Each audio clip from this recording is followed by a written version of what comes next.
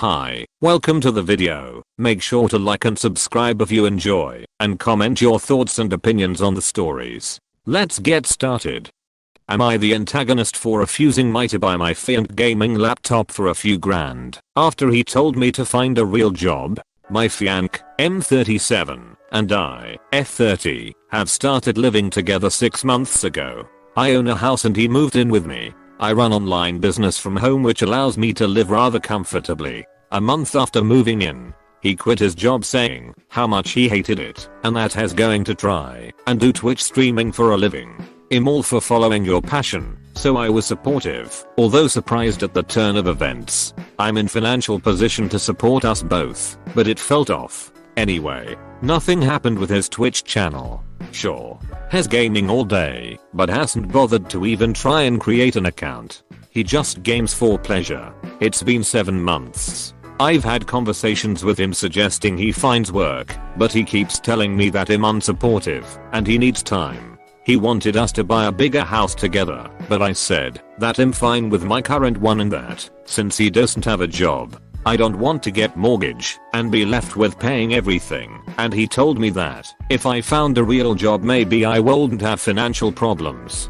We had a massive argument that night. Now, has been hinting at needing new gaming laptop which costs a few grand and I've been ignoring it, so he asked outright for me to buy it for his birthday. I told him no, that my fake job doesn't cover new laptops, and he got really pissed at me, telling me I'm selfish and am ruining his career.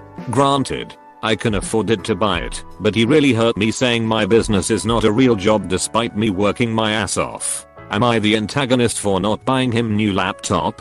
His career is being ruined by my selfishness. Does he at least perform household duties? Show some kind of gratitude? While he plays games all day, you act as a bank. I would dump him NTA right now.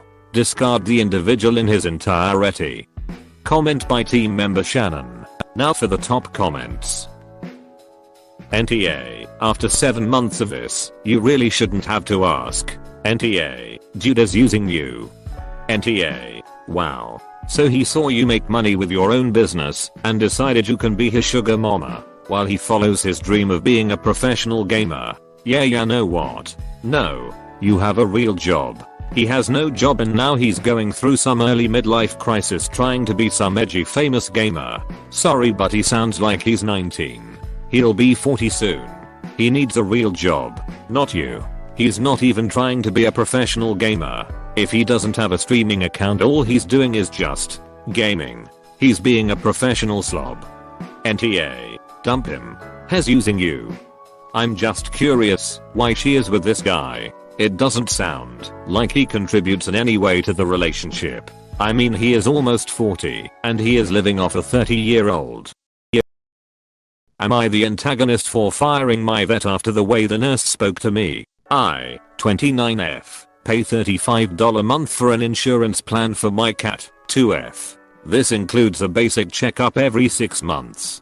Her appointment was scheduled for today at 12 PM. While I was waiting to check her in, it was me, one guy in front of me, and the girl at the front desk. A nurse came out from the back and told the girl at the front desk, "Hey, just a heads up. Everybody went on their lunch break. Just so you know, my cat has anxiety, so when I booked her appointment, they assured me she'd be in and out. So I said, if no one is here, should I wait to come back later to drop my cat off?" The nurse shot daggers at me and said bluntly, "This conversation doesn't concern you." I was kinda in shock because I didn't think it asked anything too crazy. I said, "I'm just confused. Since I don't wanna drop her off if she's just gonna sit in a room." The nurse said we were having a separate conversation.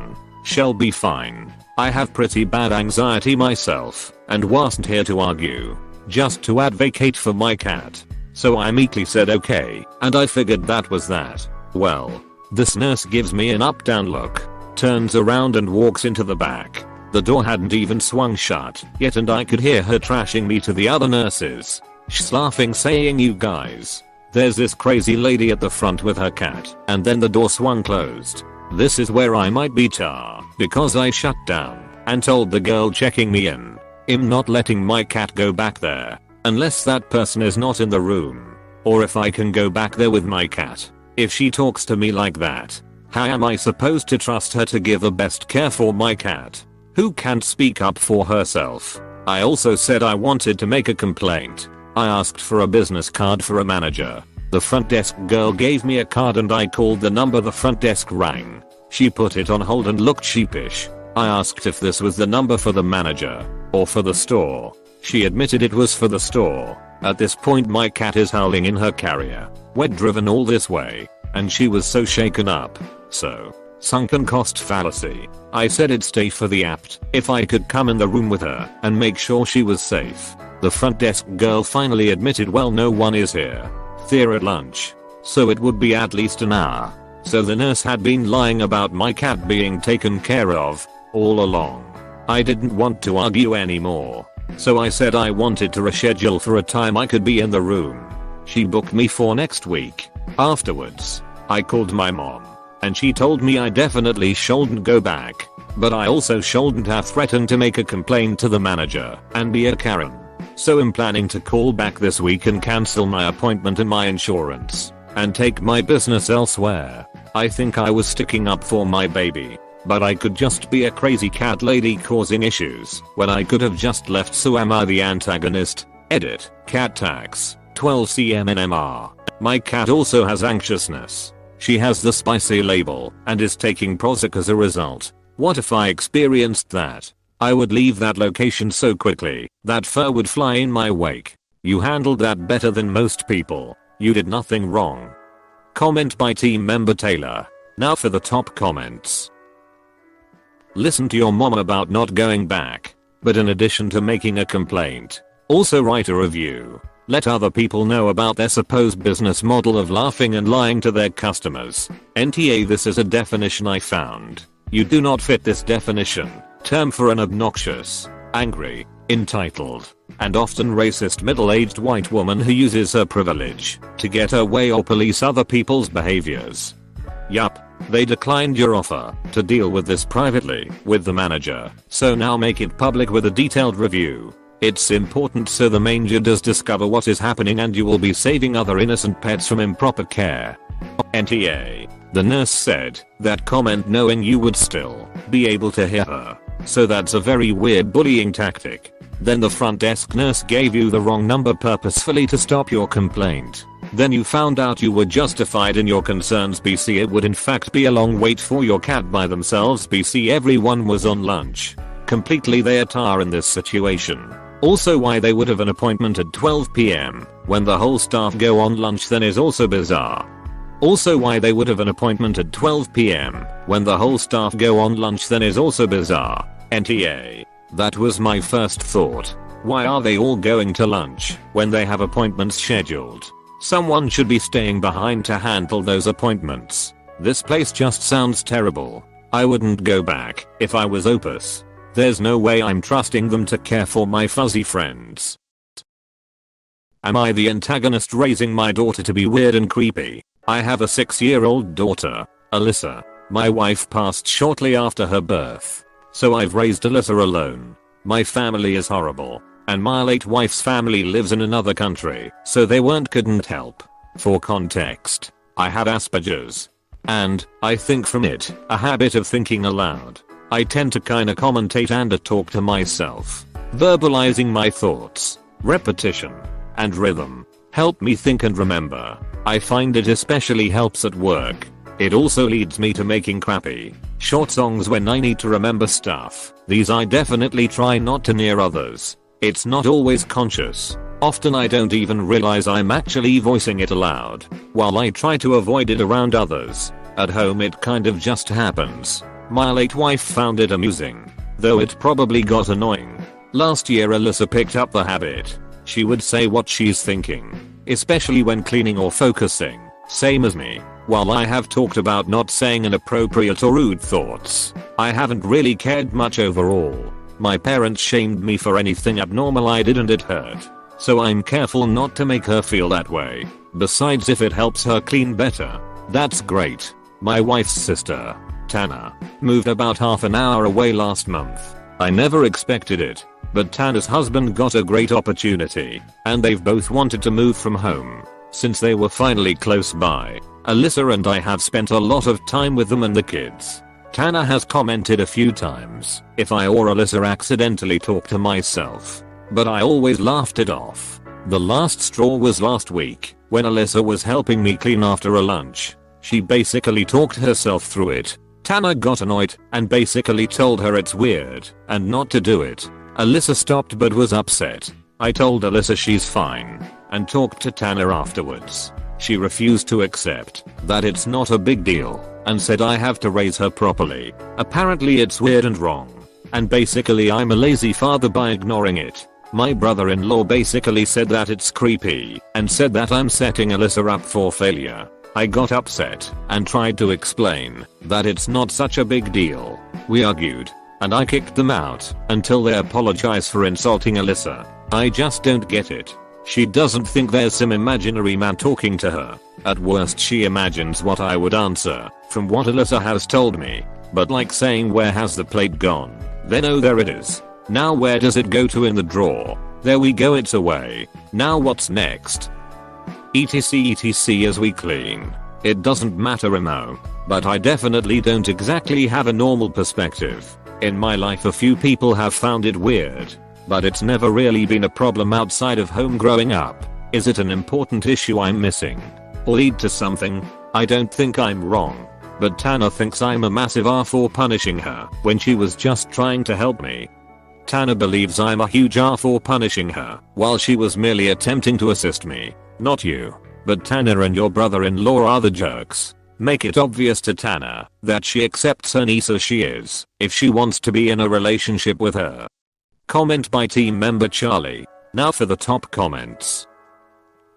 NTA. And what you've modeled for your daughter is actually a great cognitive development tool called self-talk. It's something that is taught to adults with memory or concentration issues. And for her to be using it so young means she has extra scaffolding under her self-development for years to come. Adults who are so opposed to a child literally just saying/singing what they're doing are probably just projecting their own embarrassment onto her, as if she's doing something wrong, when the actual issue is this to deal with. I didn't know it was a good thing. Honestly I thought it was bad. I've always done it, but figured it was because of my brain's weirdness. Honestly I feel she would care less if it was singing than just talking. But it's not usually singing. Mainly when she's bored or trying to remember a particular thing. We are perhaps too alike, haha. NTA. Tana and her husband get to make parenting decisions for their own children, not yours. They wouldn't be welcome in my home any longer if they are unable to keep their criticisms and bullshit to themselves. Thanks. That's definitely how I felt about it. I've just been worrying because I know I'm not perfect with social stuff and can miss obvious stuff sometimes. I definitely find it more cute than weird, but Alyssa is my daughter so that's a given I think. Am I the antagonist for bringing the child to their parents' car? I operate a licensed home daycare. My hours are firmly 7:30 am 5:30 pm. Now of course, I totally understand that life happens, and I'm always flexible for things like traffic. Sometimes your own job won't let you leave, etc. As long as the parents are making an effort to pick up on time, I'm not going to penalize them. I do have one client that likes to push my limits when it comes to this. They often park outside my house at 7:15 am and text me saying I'm here.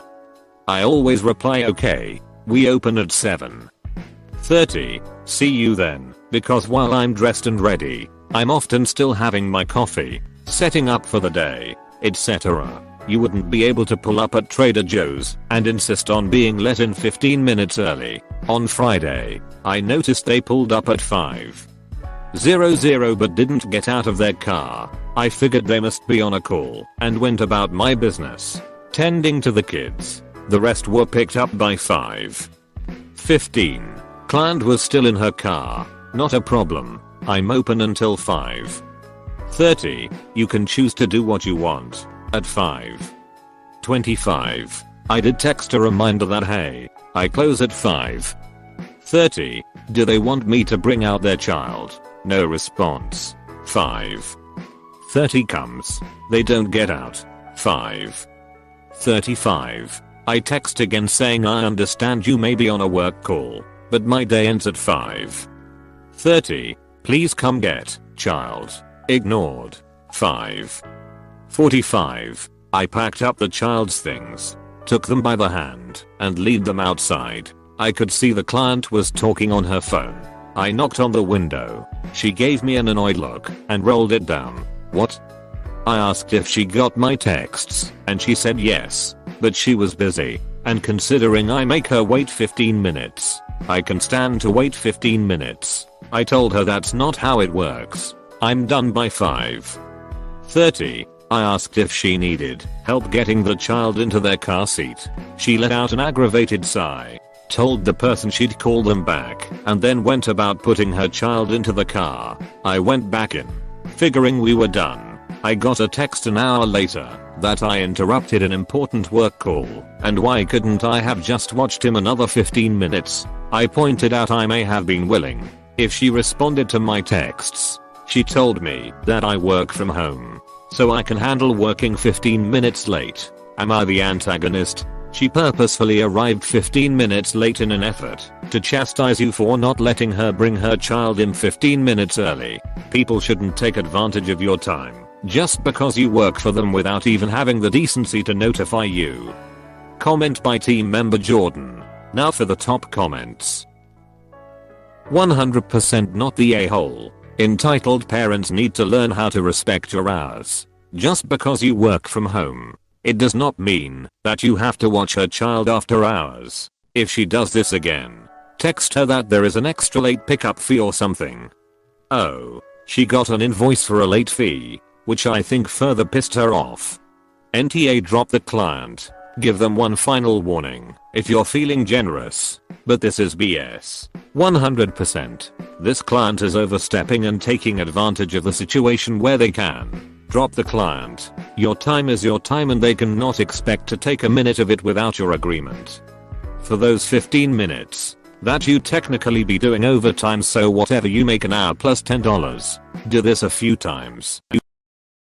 Am I the antagonist for refusing to babysit for my sister when she has no other options? My sister, 23F, and I, 22F, live in Texas. She has recently found out she's 5 months pregnant and doesn't know who the father is. She's had unprotected sex with several strangers. She can't get an abortion for obvious reasons, so she's having a baby. We're both in college right now. I'm a full-time student and I don't work. I'm married and my husband pays the bills, and he wants me to focus on doing well in school. My sister though works full-time as a waitress and lives alone. She wants me to switch to virtual school and watch her baby full-time starting this next semester. I do not want to do this. I don't even like babies. I strongly prefer going to in-person classes, and watching her baby will take away from my education. Plus I feel like it's a lot for her to ask of me. Her stance is that we're sisters and she would do it for me, and that she can't be a full-time student, mother, and work full-time. She can't afford daycare at all. I think she should give up the baby for adoption, to be honest, but she refuses. She said if I don't do this she'll have to drop out of college and get a shitty work from home job, and that it'll be all my fault. I don't think I'm at fault here. I'm not the one that runs around letting any random stranger come in me with no protection. Am I the antagonist for not switching to virtual school to babysit for my sister? Providing her with free daycare is neither your responsibility nor your obligation, only because she is your sister. She is the one who put herself in this circumstance. Therefore you are in no way at fault. She will need to take charge and resolve the issue on her own. Comment by team member Parker. Now for the top comments.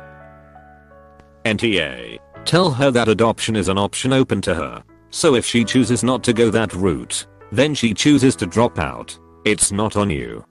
She said no. Then it sounds like she's going to be doing her own childcare /view 200D. You aren't obligated to help with babysitting. And since she's a single mom, she should be looking into WIC and other programs that help low income single moms. NTA. Tell your sister to apply for Medicaid for child care assistance, insurance and stamps. The baby can be covered at birth, too, if she applies near his/her due date.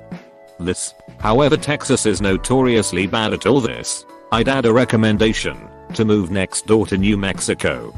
Or just go to NM for an abortion.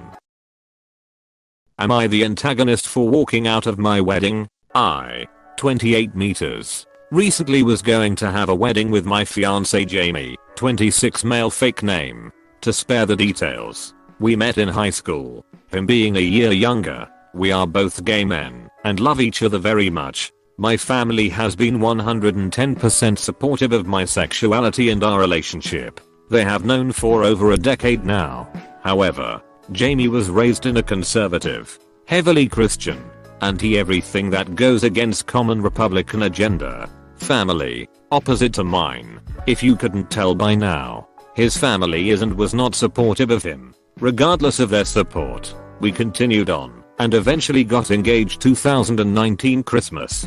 Just before Corona, we decided to have it just this June as COVID had calmed down by then and wasn't such a risk to our families. Preparations went as planned and it was going to turn out just as we had dreamt our wedding would be.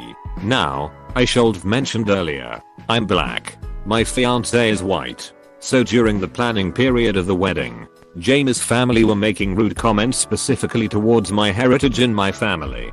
Due to guild lines, I won't be mentioning any details or examples of things they've said.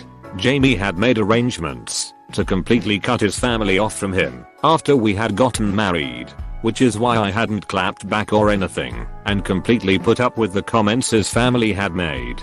Flash forward. Time for the wedding. 21 St. June. Everything is going perfect. As we were about to seal the deal and the priest said the classic rendition of anyone who objects speak now or forever hold your peace, Jamie's cousin stands up and shouts I object. I don't want my cousin marrying a / / / Honestly, it felt like a scene from a racial movie. Of course, I saw red. My family did too. Right in the middle of the cathedral we decided to hold the ceremony in. An argument broke out, eventually resulting in me screaming something along the lines of, I can't do this, I'm sorry, and left. I can't really remember as the stress had my head clouded. I powered my phone off for the night and went to go stay in a hotel. I woke up to hundreds of voicemails and texts berating me saying I had ruined Jamie's night, both from him, his family, and my family. I met with Jamie the next day and he said I cold just ignored it and that I'm enough for walking out and that we should consider calling the wedding off in general and staying engaged. So, am I the antagonist? I was overjoyed to hear about your wonderful day, but the truth is that his family has always been and still is racially divided. Some questions are raised by the fact that your fiance didn't stand up for you. In all honesty, you needed your solitude and felt much better. Comment by team member Jordan. Now for the top comments. Info. What did he do when his cousin made the comment? I'd like to know too. NTA, it sounds like you had a full-scale panic attack, and I don't blame you. I might have done the same thing in your position. You were put under a great deal of stress. You were verbally assaulted. You were at your emotional limit. So you isolated yourself for a night. It was traumatic. And I don't think coping with trauma by withdrawing ever makes someone an R. You were just doing the best you could with the tools you had. You will have to do some damage control. But obviously, the only R here was the racist cousin who ruined the wedding. Yeah, I'm pretty sure the obnoxious racist family ruined the day, not you. In this sea of assholes, you're not the a-hole. Even if your fiancé backed you up in the moment, why would you want that moment stuck to the memory of your vows forever? Rebooting the day was the only call to make. Absolutely not the a-hole.